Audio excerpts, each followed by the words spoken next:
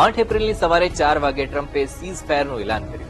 24 કલાક પણ નહોતા થયા અને ઇઝરાયેલે લેબનોનમાં 150 થી વધુ મિસાઇલ વડે હુમલા કર્યા અને 254 લાશો બિછાવી દીધી. ઈરાને અમેરિકા પર સીઝ ફાયરની શરતો તોડવાનો આરોપ લગાવ્યો છે. હવે 10 એપ્રિલે ઇસ્લામાબાદમાં થનારી બેઠક પર સંકટ મંડરાઈ રહ્યો છે. નમસ્કાર, હું છું સમીર. શું 48 કલાકમાં જ સીઝ ફાયરનું ઉલ્લંઘન થશે? નેતન્યાહુ યુદ્ધ કેમ ચાલુ રાખવા માંગે છે? અને જો સીઝ ફાયરનું ઉલ્લંઘન થયું તો પછી પાકિસ્તાન પર તેની શું અસર પડશે? એ બધું જાણીશું આજના એક્સપ્લેનરમાં.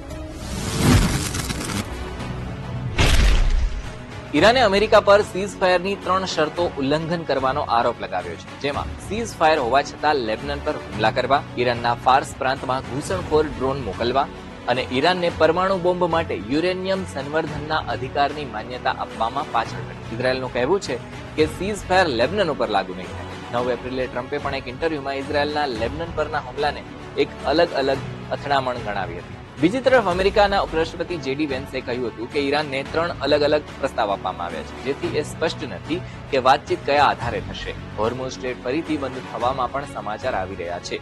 એવામાં શું સીઝ ફાયર તૂટી શકે છે? અમેરિકન સંરક્ષણના વિભાગના પૂર્વ ગુપ્તચર અધિકારી બ્રેન્ડન બક અનુસાર ઈરાન અને અમેરિકા વચ્ચે સીઝ ફાયર યથાવત રહેશે, પરંતુ આખા મિડલ ઈસ્ટમાં અત્યારે એવું કશું દેખાતું નથી. હાલ તો અમેરિકા માટે ઇઝરાયેલને રોકવું એ એક મોટો પડકાર છે. પરંતુ સવાલ એ છે કે નેતન્યાહુ કેમ ઈચ્છી રહ્યા છે કે યુદ્ધ ચાલે? સીઝ ફાયરની પ્રક્રિયામાં નેતન્યાહુ સીધી રીતે સામેલ નહોતા.